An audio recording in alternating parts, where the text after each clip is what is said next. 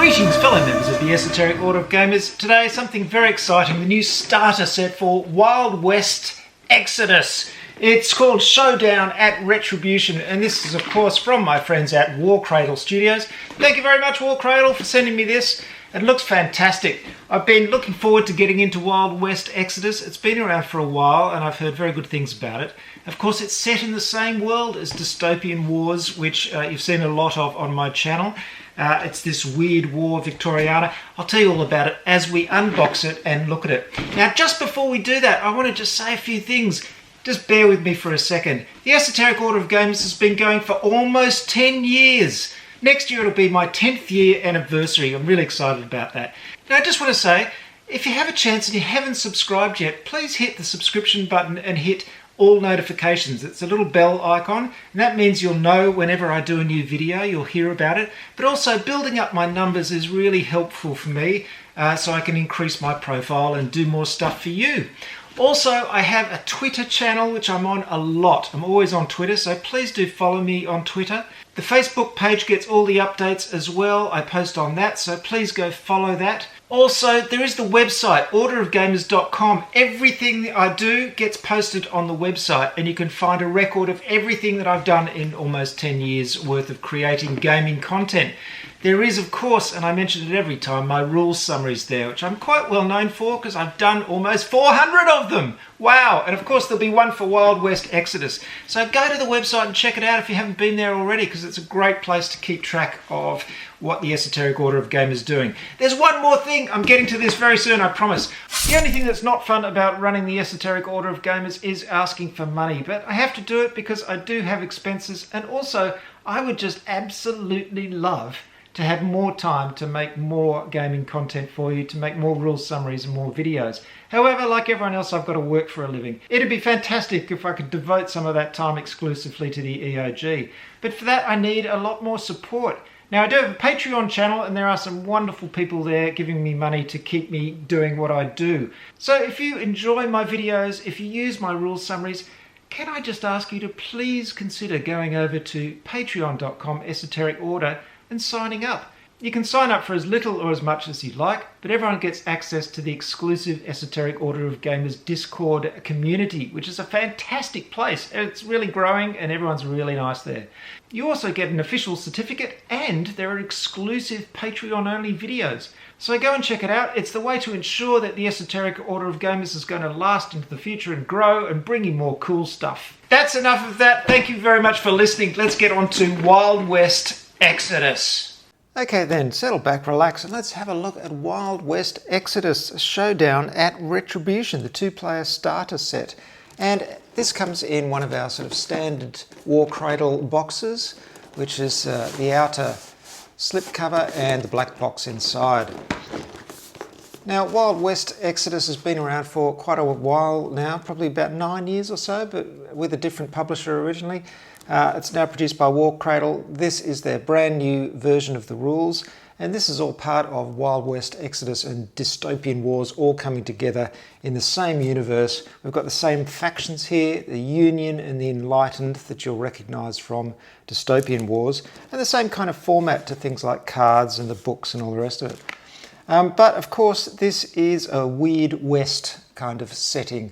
It's still Victoriana, as I said, the same setting, but this is your kind of Wild West mixed with steampunk sci-fi kind of stuff. So a really interesting, fun setting, and you get quite a large selection of models to get started with, the two factions.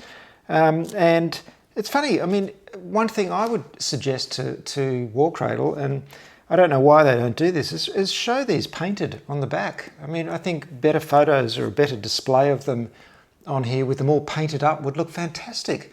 You can see painted photos online, so they have painted them up.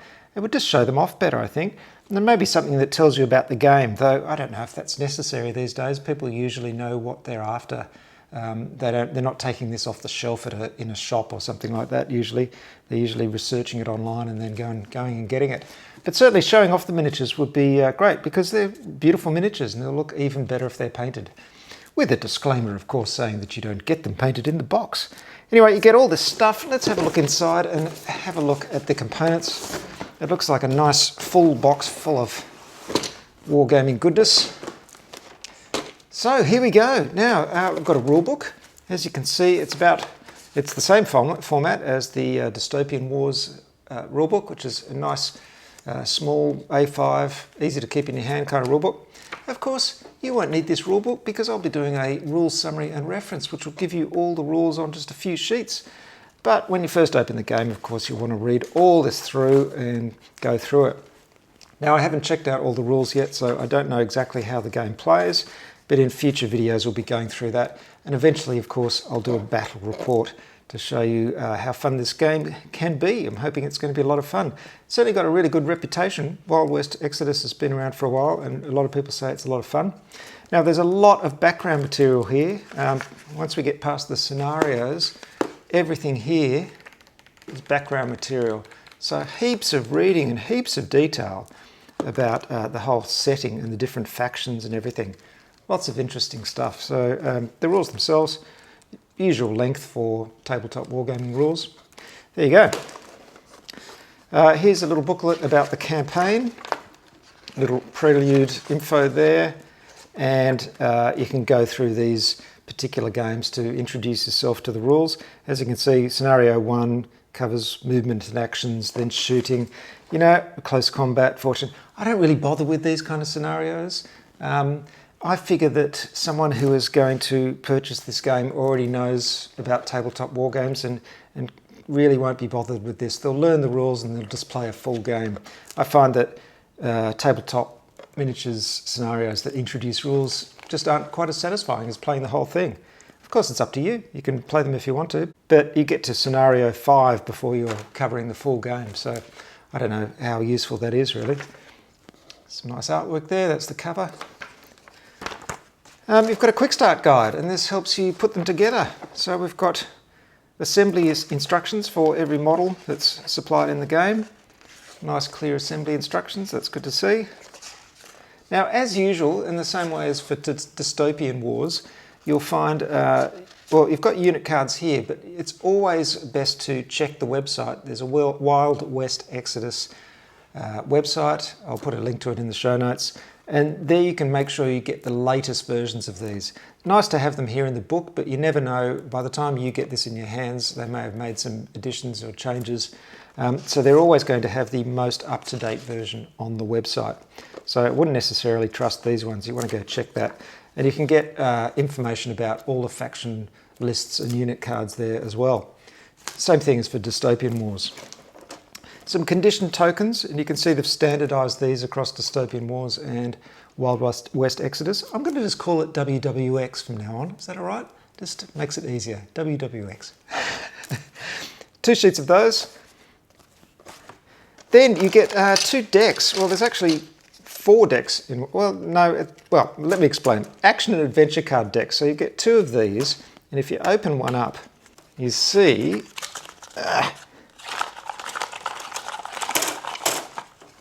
Okay, right, this is our Guts and Glory deck, and this kind of fulfills the same function as the Victory and Valor deck in Dystopian Wars, in that you have 2 options for each card. One is Guts, which is just gives you, bang, you know, an extra bonus that you can use during the game. You can use that instantly to sort of, you know, improve your game. But if you do that, you're forfeiting the Glory section, which is a chance to get extra victory points if you achieve certain objectives. Now, these are great. This is a fun part of the game in Dystopian Wars, and it works really well.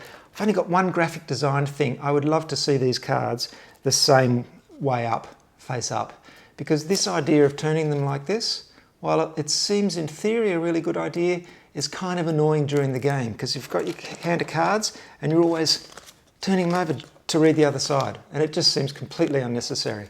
So yeah, War Cradle, that'd be good. If you could make decks that are just all the same way up, it'd make it easier. I can see that it seemed like a good idea at the time, but it's just kind of unnecessarily fiddly. Anyway, that's your Guts and Glory deck. As I said, same kind of thing as Victory and Valor. Then you've got these little decks, and these are little action point decks. And this is used during the game. I've had a very quick look at the rules, but you draw these as you go through, as you activate your figures, which gives you a certain number of action points. So you get 2 sets of those, 1 for each player. You get 10 dice all up. In 2 separate bags. These are 10-sided dice. It's That's what the game uses. They also seem to have special symbols here, little www or wwx symbol and an ace symbol. So one of them is obviously 10 and one is 1. I'm not sure which is which, I have to check that. Funny kind of design, red and black. Doesn't personally appeal to me, but you know, it's fine, absolutely fine. Something a little bit different, but they're certainly easy to read, which is nice. So next we've got a template set, and again this is exactly like the one in Dystopian Wars, which is nice. I like how they're standardising things across these games in their stable of games. We've got a big sort of area of effect kind of template thing here, a turn template at the end, and range templates there. So that's really nice, and of course I can get playing straight away because I've got my ones from Dystopian Wars. After I build all this, of course. Bases. And these are quite nice bases. They're in different sizes and they've got a slight lip to them. I mean, they're a bit unusual actually. They're kind of a display base really in many ways. They've got this kind of edge and as I said, a little lip so you can put in terrain and stuff in there and it'll go right up to the edge of the lip. I like them, but I think maybe this is just a little bit too fancy for me. It seems a bit obtrusive. It's not a deal breaker by any means. I mean, they're nice looking things. I just wonder why that kind of extra bevel is necessary on the edge. See, extra bevel. But that doesn't matter at all. I like these oval ones. They're lovely. So you get a whole lot of those. And then we're down to the miniatures themselves. And you can see there's quite a bit of construction involved. We've got some flying stands here for those kind of hover bike things.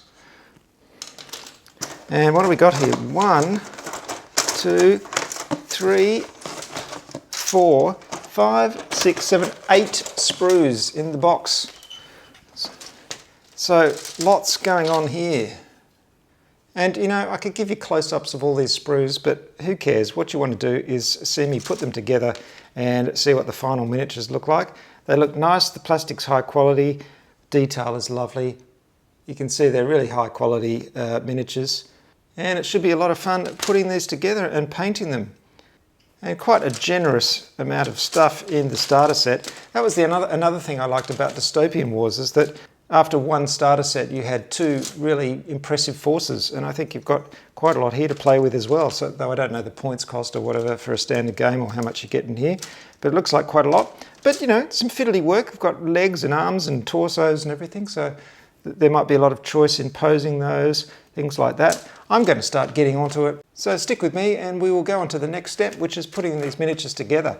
And then I'm going to put some paint on them and then, oh, the sky's the limit. Then we'll start playing Wild West Exodus. But first we have to start constructing the miniatures. So armed with my trusty red grass clippers, unfortunately I've broken them, but they're still quite useful. That was my fault. I'm waiting for another pair. I cut out all the pieces and I placed them on the construction sheet so I can pick them up and start working with them. And the first thing to do is clean up any bits of excess plastic after you've cut them from the sprue. You can cut off little nubs or you can scrape them back with the edge of the scalpel. So you can see I'm cutting off a little nub and then using the edge just to scrape off that little mold line which is left. You don't have to go to huge amounts of effort, but it's nice to clean them up this way. Bit of plastic glue and you can start putting things together. There's a pipe construction on the back of the chair back, and then you attach that chair back to the base. This is Gustav Eiffel, of course. Then I've got to start attaching the claws or the walking legs to the holes around the base. And you might want to let these dry as you do them. I'm doing this quite quickly because I'm filming at the same time, but be careful, dry them as you go and make sure they're all lined up and sit comfortably. When they've dried quite a bit, because of the plastic glue, you can fiddle with the positioning just a little bit.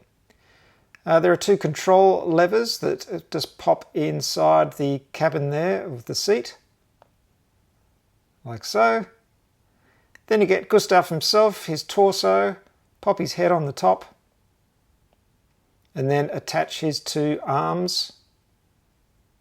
Now he's holding a weapon, so attach these two arms, let them dry a little bit, and then they'll still have a little bit of play, so you can attach the gun by gluing the two ends of the arms and attaching it.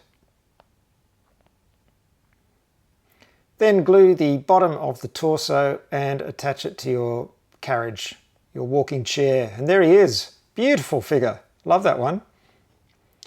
Next up, we have got Emily Nugier. I have no idea how you pronounce that. Nugier. You put a head on. She's very much looking to the right-hand side, so just make sure you put it in the right position. And then the arms go on. Now, just look at your reference when you're putting the arms on. She's got a shoulder pad on the other side and another arm. And just look at the photos you've got from online of the finished figures, and you can make sure that the pieces are sitting in the right positions.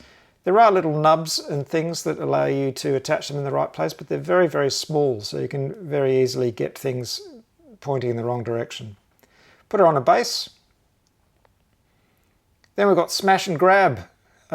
Glue the necks and put on the two heads. There we go. Then you want to attach his right hand arm, which is a hammer. And when you're attaching the left arm, just put on the shoulder pad bit first, glue that on first, and then glue that to the shoulder. There's a couple of nubbins that go on the back, so just glue those in place.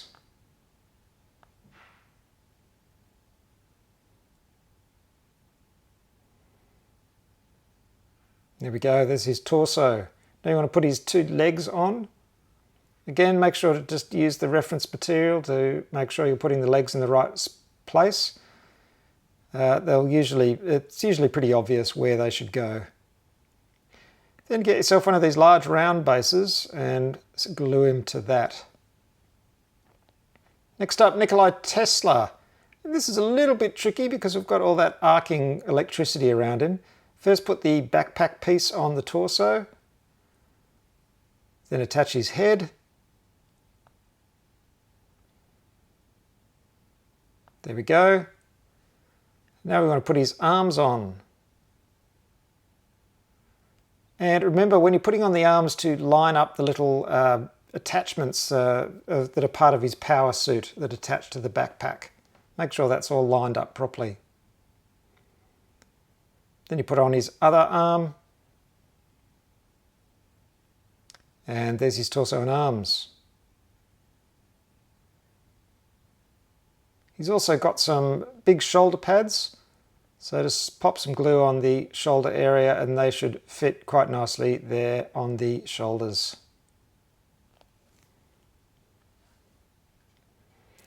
Now you want to glue his feet on. It's pretty obvious where they go. Again, use your reference material.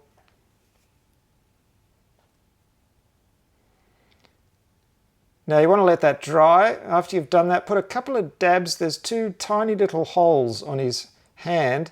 And then you can put that arc of lightning over his fist, so it's facing ahead, and over the other one as well. You can see they face straight ahead and arc around his two fists.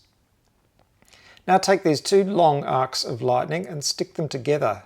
In the you can see the flat bit there that goes together. If you look from underneath, it goes flat. And that's how it looks. When you're attaching this to Nikolai, you want to be very careful. You can see that on one side it attaches to the underside of his fist.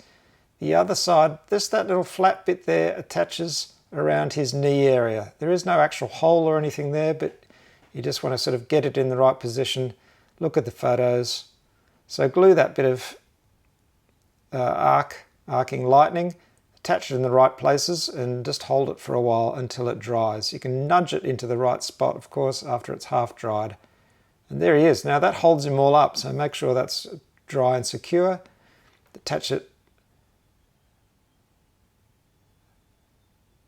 to the base, and then there's this last piece of arcing lightning that goes from the base to his knee, or just below his knee. And there he is. Now I've got Union Bell. We attach the head to her torso, There's one arm, it's very obvious where that goes, and there's a second arm which goes backwards because she's in a running position. Then attach the legs. And then there's a sort of front skirt thing. Don't even know what you call that. It's like the front of a skirt, and there's the back of the skirt as well. There's a very obvious place to put that. And then the rest of a skirt are two side pieces that go on either side. And they fit quite nicely just in there. There you go. Put those on both sides, and there's her entire skirt. And she's in a very dynamic running pose. So you're only going to glue 1 foot down on the stand, so make sure that's thoroughly dry. Carl Fredrickson is a bit of a classic gunslinger. He's got a kind of power fist thing on this side that pops in there. And then at the end of that is a hand.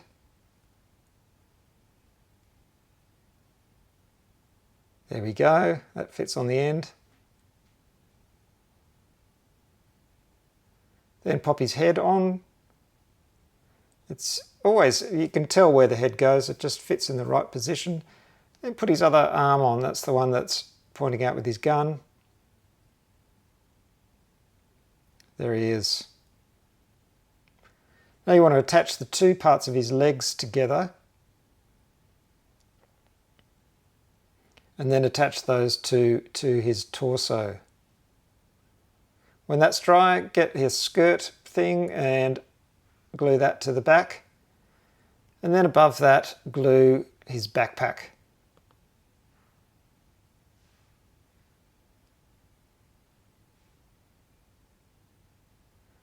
There he is. And then of course glue him to a normal stand.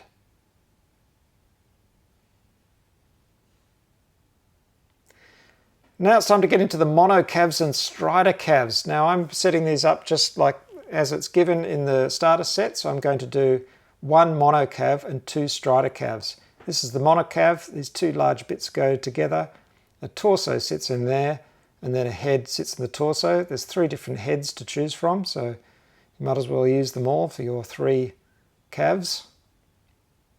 There's another piece that goes on the front. That just glues in there. Then you want to attach the mono wheel. That comes in 2 pieces like so. And then glues onto the main body of the mono calf. Like that. Then put some glue on these 2 concave bits and carefully attach your 2 weapons. Make sure they're in the right position. As you can see, there's a flat bit at the base and then a hemispherical bit. And then make sure they're all lined up. Lovely model. That goes on one of these bases. Just make sure you get it in a nice position so it sits comfortably on the base and looks balanced.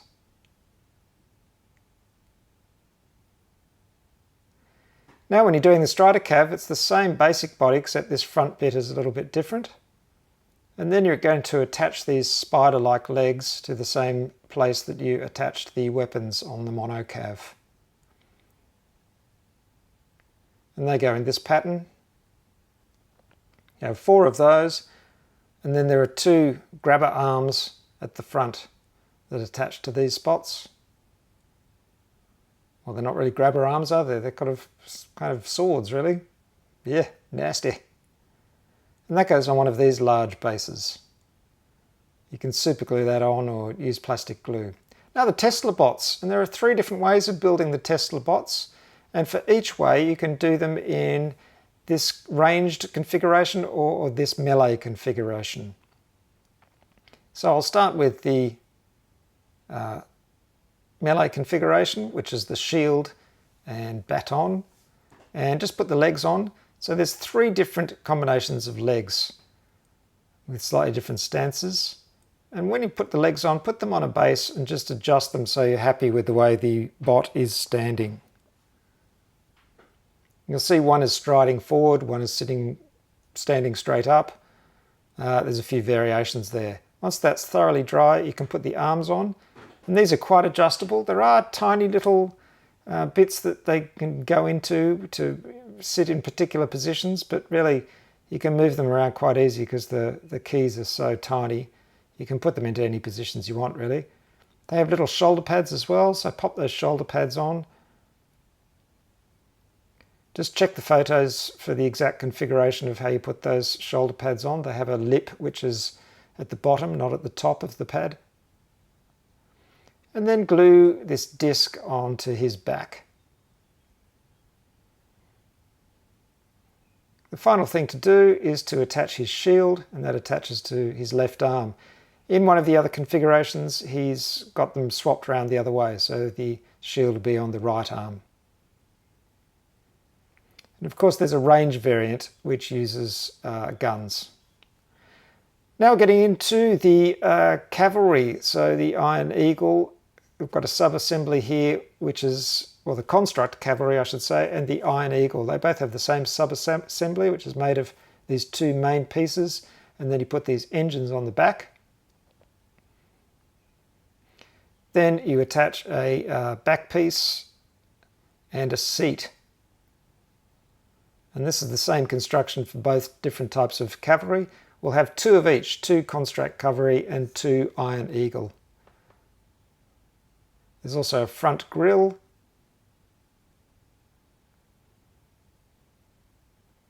There we go. And these bits which the rider rests his feet on, and they have a little key so they sit right in the correct position, but make sure they're lined up. Now we're starting with the Iron Eagle, and that has a front piece with a little dashboard that goes in there, and that sits on the front as you can see. The dashboard just goes in behind the engine block there. This grille will go on the front, but I'm going to leave it off at the moment because I'm going to paint it separately. Now I put in the handlebars, and at this point I realized it was quite difficult to put the handlebars in with the dashboard already on. So I took off the dashboard, put the handlebars in, and then attach the dashboard after I'd put in the handlebars, and that was a little bit easier. The dashboard just clicked in place then over the top of the handlebars.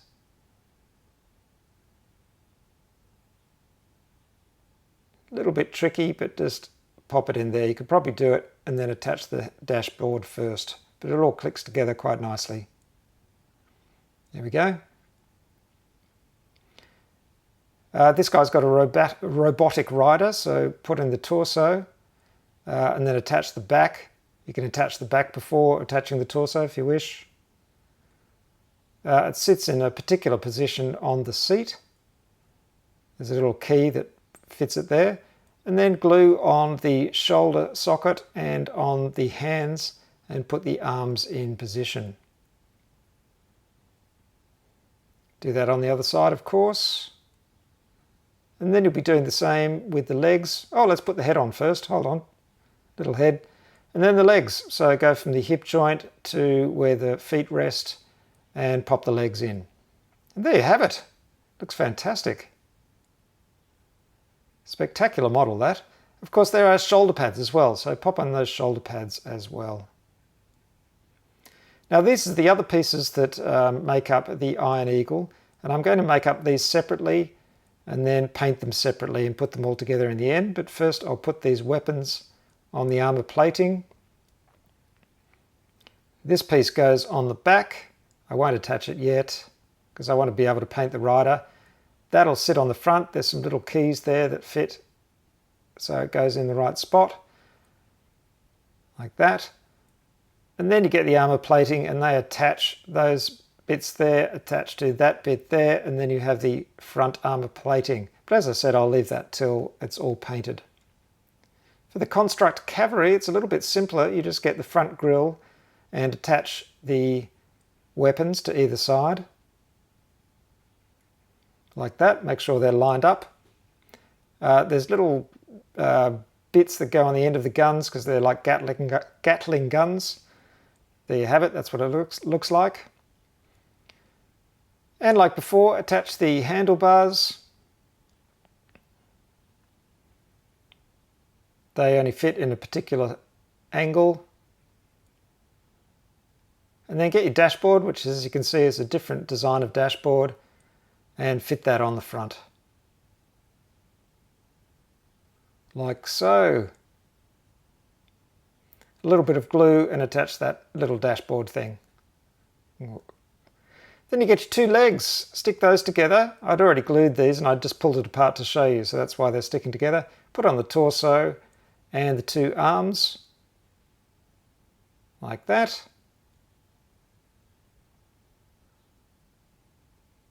Then of course attach a head. There's different heads you can use, of course. And then glue the hands and the seat as well and pop it on, and making sure everything is lined up correctly. There he is. So all I have to do to finish the construct cavalry is to put on this front grille with the weapons and he'll be done. So when they're all constructed, I put astro granite on the bases. You can do your own basing method, of course. I just find this really quick and easy.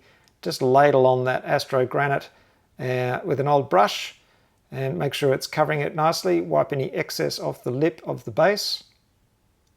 And it's a very easy way to get a nice textured base. When I paint it, or after I paint it, I can add things too. I've done a little track here so it looks like the monocav has sort of driven onto the base, like that. Then I want to magnetize the bases, so I use some green stuff. Just get this together into a nice green putty, and using some super glue. Now I do this because the base is quite deep, so the magnet has to be a little bit further away from the base. So attach that, put a bit more super glue on it, and then get my magnets, which in this case are 6mm by 1.5mm, and I'll just pop that on the bottom. And then just put that on the ground so you know that it's not that it's sitting flat on the base. Finally, I blue tack them all to this sheet, and it's time to prime everything. I'm going to prime these bits black separately, but everything else will be in Corax white. There they all are, primed and ready for painting. And here you go. Next episode, I'll be getting onto the painting. Thank you very much for watching. It's the Esoteric Order of Gamers, orderofgamers.com, and look out for more Wild West Exodus stuff.